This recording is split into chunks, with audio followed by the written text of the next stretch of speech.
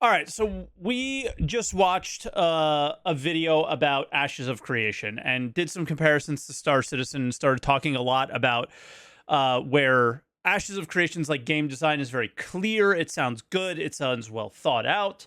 And then we were talking about Star Citizen and how it's not, and how there aren't really game designers at Star Citizen at all. There's just like technical people, and it's a weird concept.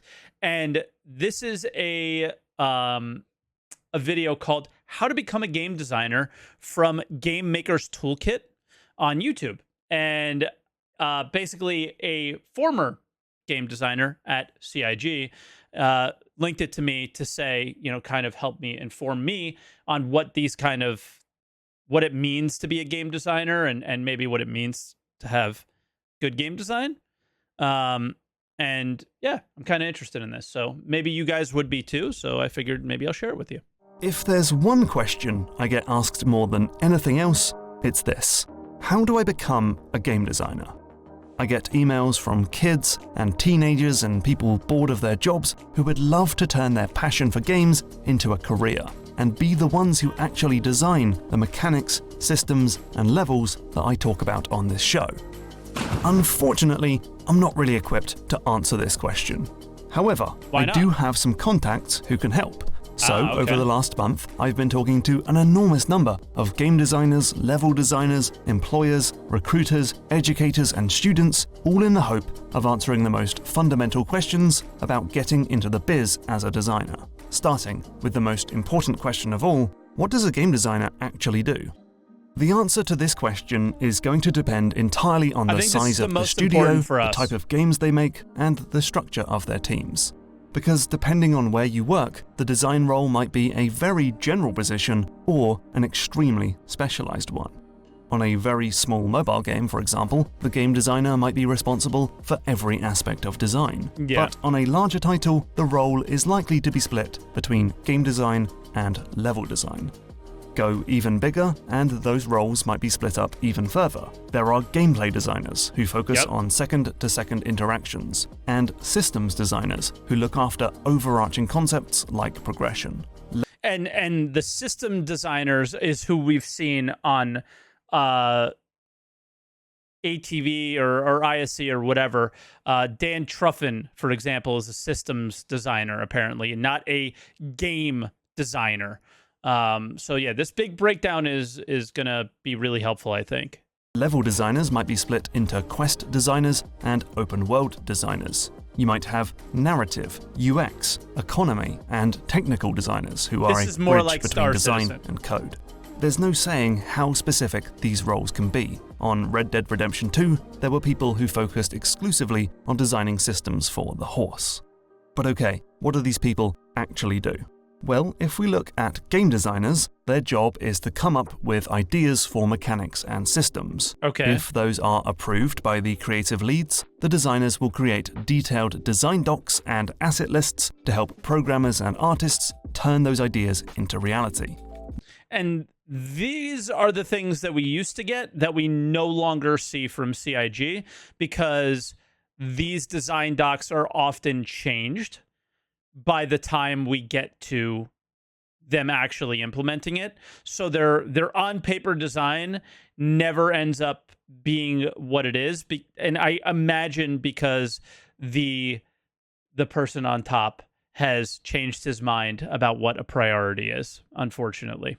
So I think, like, again, going back to Ashes of Creation, they've very much stuck to what their design documents have been for most of the whole time, as far as I understand, at least, where Star Citizen has taken this paper, thrown it in a ball, and thrown it away. Yeah, and an example here, which is something he probably dealt with when he worked there, was this is said from this game dev, said, how can you design a ship-based mission with combat when ship controls are always changing, right? Just a simple thing like that. It is impossible to make Star Citizen work. Once those features exist, designers will be given tools to manipulate the mechanic further, perhaps a simple scripting language to plan out interactions or a spreadsheet of stats to change. Level designers, on the other hand, are going to be creating the environments for the player to explore and traverse. He's making oh god, this is Anno 1800 it looks like. Nice. Using the toys provided by game designers. On most big games, levels are made in greybox, simple, untextured geometry that will be dressed up by artists. Level designers may also do scripting for specific encounters or to tie missions together in an open world. Both roles are highly collaborative because designers will be... We get to see it in greybox, but it feels like the gray box and art is done without any. So did you notice that the level designer was in the same room as the system gameplay and they were all seemingly part of the same team?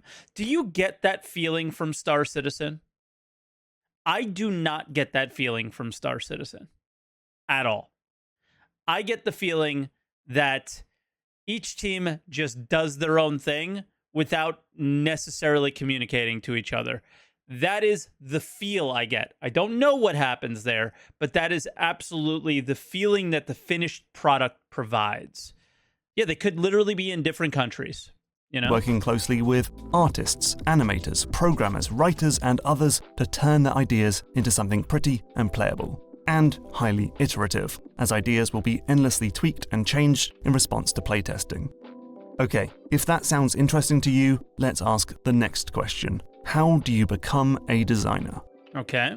It's the million-dollar question, and from speaking with my industry experts, I reckon you really need 4 things to get a job as a designer. You need to be able to think in terms of design. You need soft or interpersonal skills like communication. You'll need a strong portfolio to show what you can do, and for a lot of roles, you'll need some level of experience in the games industry.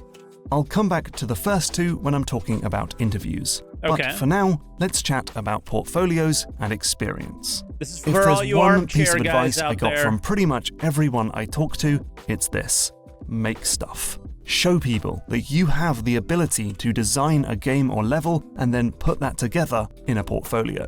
For example, this applies to all software dev jobs. My brother does something completely different. A lot of the work he did for this Twitch stream, he used in his portfolio to get a job at a major tech company. This is Persis, a super short game with fully destructible environments, which helped Zachary Priest land a job on Watch Dogs Legion. So, if you want to be a game designer, your portfolio should include small projects like this that show your ability to come up with an interesting mechanic or system. These days, it's entirely possible to actually make these games using tools like Unreal Engine and Unity. But if you really don't want to learn how to code, you could use the PlayStation 4 game Dreams, or use Tabletop Simulator to make board and card games. These don't need to be full games, they can be vertical slices, game jam projects, and prototypes. You can also work with others to make a game, but when it comes to your portfolio, you need to clearly explain which bits you personally came up with. Whatever the case, you've got to show you're working. Make sure you have clear documentation for how you dreamt up, designed, implemented, and refined your ideas, so you can show potential employers proof of your design thinking skills. For level designers, it's all about making an actual level. Again, you can use something like Unreal or Unity, but it's perfectly acceptable to use modding tools and level editors for existing games. And if you can make a level that's relevant to the company you're going for, even better. I spoke to one designer who got the job because they'd made a level for the firm's previous game. Whatever's on your portfolio, make sure I've seen a lot of people in the modding community end up getting jobs at that company, right? Stuff is finished, even if it's incredibly short. Try to focus on your best work and always pick quality over quantity. And while downloads and documentations are great, employers can't play and read everything, so pack your portfolio with videos and screenshots.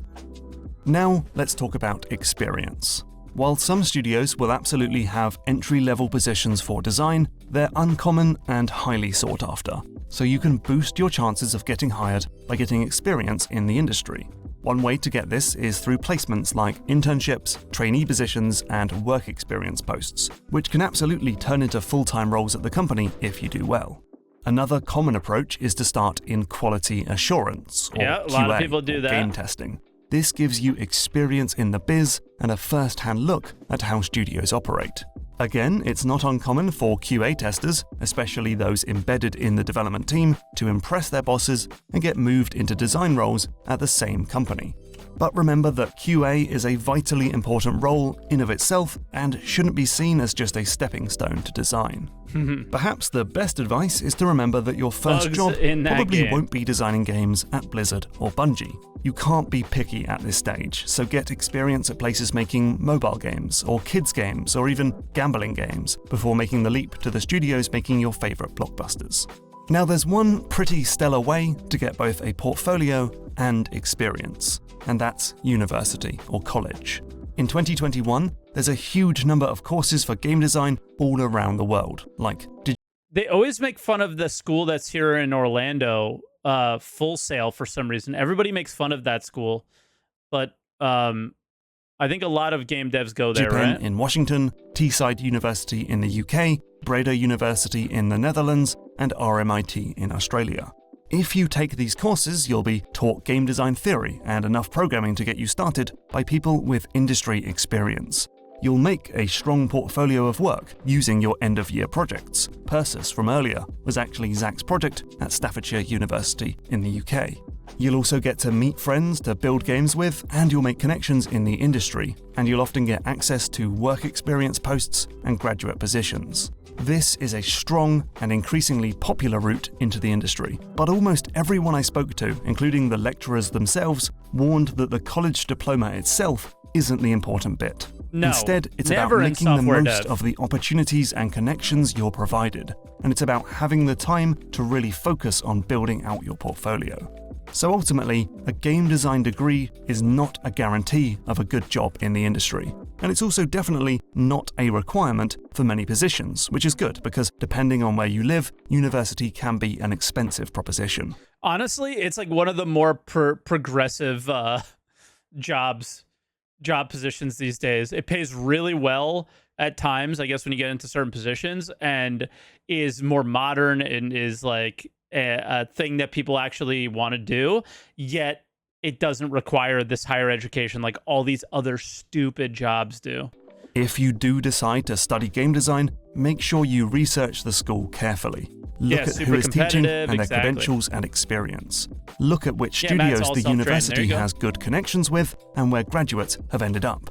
And definitely look out for predatory, for-profit colleges in the US. Always do your research before you enroll. It's worth mentioning that other skills and educational backgrounds can help you stand out as a candidate. For example, while coding is rarely needed as a designer, some ability to program will help you communicate better with engineers and help you understand the scripting tools you'll be using. Same goes for understanding other roles and pipelines like art and audio. Also, knowledge of relevant disciplines such as economics, architecture, art, and psychology could make you a better candidate when going toe-to-toe with those who have exclusively studied game design. And finally, we can't discount the social side of things. The classic, it's not what you know, it's who you know. Making strong connections in the industry through networking events and social media can open up doors that others can't even see. Yep, but that's okay, 100% you've got your CV, true. Your portfolio, perhaps some experience under your belt, perhaps you've even got a degree in game design. You've applied for a job, and you've got an interview. Congratulations! And so, how do you ace a design interview? When you're interviewing for a design position, employers are really looking for those two skills I mentioned earlier, design thinking and interpersonal skills. Okay. For the latter, you'll get questions that are all about judging your personality to see if you have the right attitude and will fit the studio's existing culture. So the interviewer wants to know if you are a team player who can resolve conflict and adapt to someone else's vision. Do you have good communication skills, including confidence in pitching your ideas? And are you resilient to feedback on your work? Don't be surprised if the employer dismantles your portfolio pieces to see how you'll react to criticism of your ideas. For design thinking, the employer really wants to know if you can think about games on a deeper level than a typical fan or consumer. Do you get how games work? Do you understand how changes can impact on other aspects of a game? I've heard more than one studio ask candidates what would happen if you remove one of the options in rock, paper, scissors to see how they'd work through the problem and show that they understand game balance. It's very common to be asked about the games you've been playing lately. This isn't small talk. It's a chance for you to show some analysis, criticism, and understanding of design. You can practice this by analyzing, reviewing, and breaking down the games you play, like some kind of knockoff GMTK. If you nail the interview, you may be given a design test. This is where you're asked to prove your design skills, usually on paper, but perhaps in a scripting tool or level design tool. For a game design position, you may be asked to take an existing game and add a new mechanic, or show how you would change some aspect of the game. For a level design test, you may be asked to plot out a map for a short level that includes a new mechanic or an enemy encounter.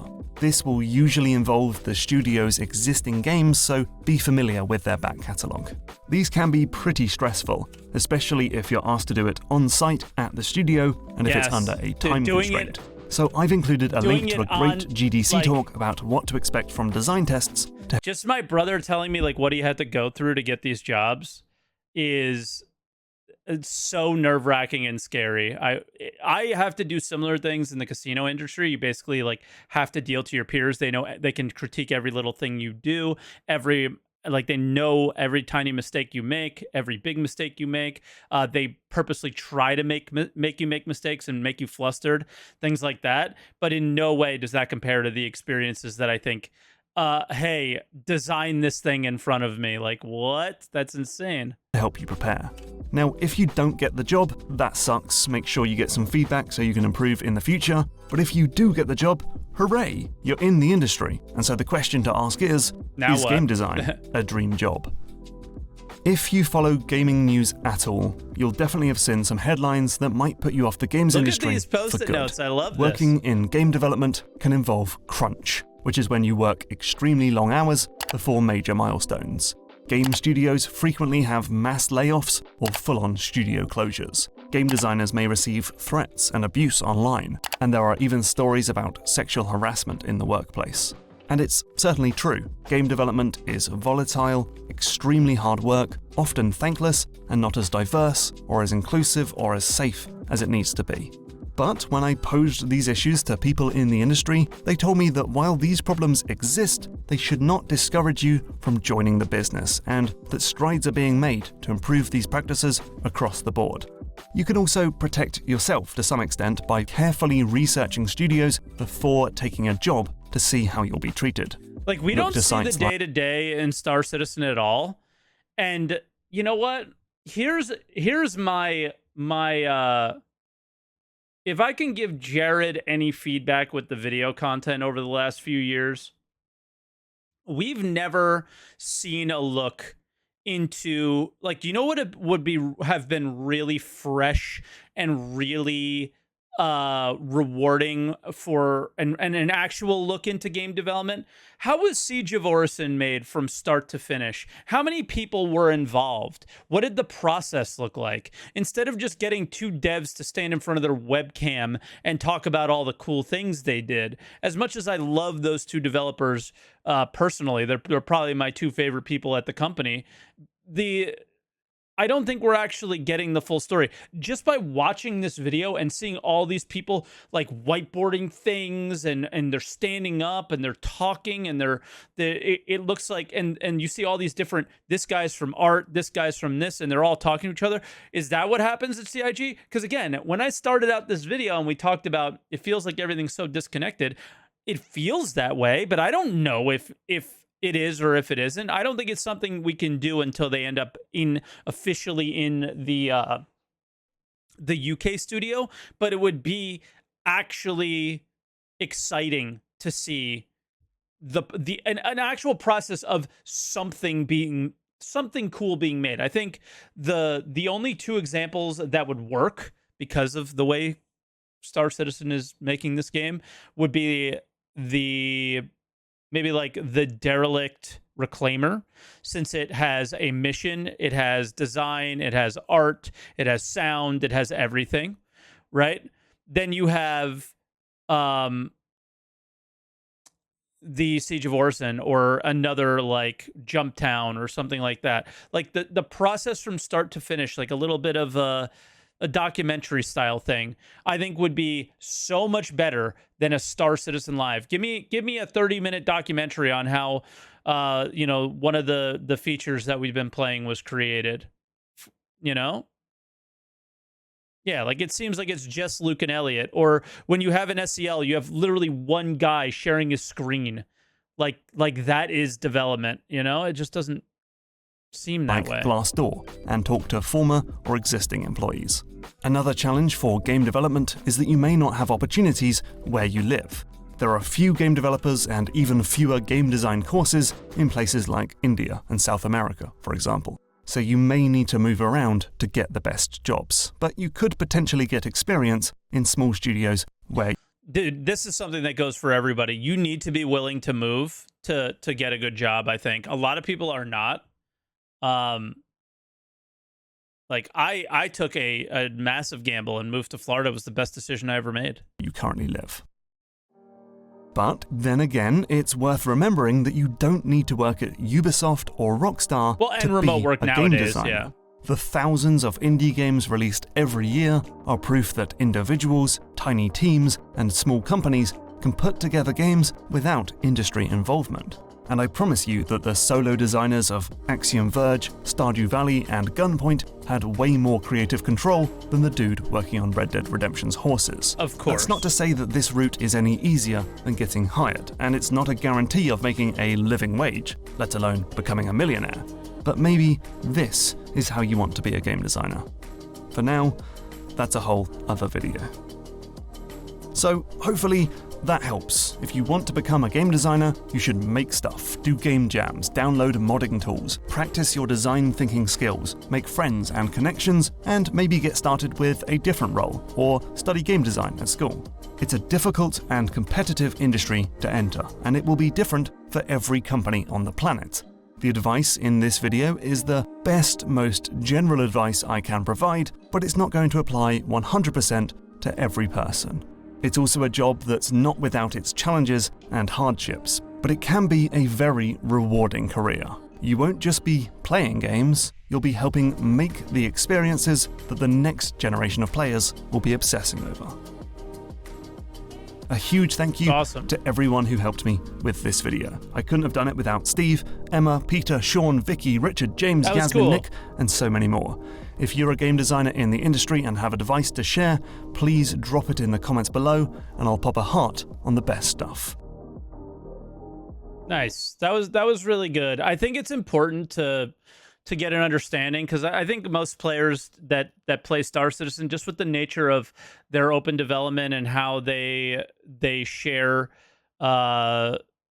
things, it kind of seems to open the door for, I guess, you feeling like you can comment on game design and things like that more. And I mean, it certainly taught me what I like and what I don't like, but yeah. I struggle with Star Citizen and how they communicate what they're doing. I think there is design that's happening. I think there is collaboration that's happening. I think they aren't stupid, right? I think they are handcuffed. I think they are purposefully vague to continue to sell a product that they're not exactly sure how it will look like. But it was very interesting learning exactly what game design means, who a system designer is. And I feel like they've tried to explain this, but they've not done the job that this video did up to this point for me. But I think it shows maybe how they can communicate how Star Citizen's being developed much, much easier, you know? And yeah. I don't know. Let me know what you guys think. As always, I have a Twitch stream. I have a Discord. These are probably the best places to have conversations. So feel free to check those out in the link in the description if this does go on YouTube. I'm not sure if I'll post it or not, but yeah. I just want to see Star Citizen succeed, and it's hard to see if it will because I have no idea what they're designing. I have no idea what the plans are. The only game design I know about is Death of a Spaceman. That's it. We only know about death. We don't know about what we'll be doing when we're alive as much. And yeah, it's interesting. My question is, what is Tony Z? You know, what's Tony Z's position? Where does he fall in this? And how do you design a game without his design being complete? Right? That's like, you know, like going back to the same thing before of the how do you design a mission involving space combat when you don't know how combat will finish? How this is why they're focusing on, like, we're all upset that the flight experience team is working on Squadron, but how do you finish Squadron without them finishing their work, right? So it's an interesting one. Someone they wanted to wheel out for discussing the economy. I mean, I think that's where, like in this video, having knowledge on the economy is very important. I think he's taken it to a level that is not necessarily making an enjoyable game, but I'm willing to wait and see before I feel like that is a true statement or not, right? But yeah, anyway, like, subscribe, all that stuff. And that was an interesting video. And I think we'll try and watch more of these as long as we're not getting DMCA'd.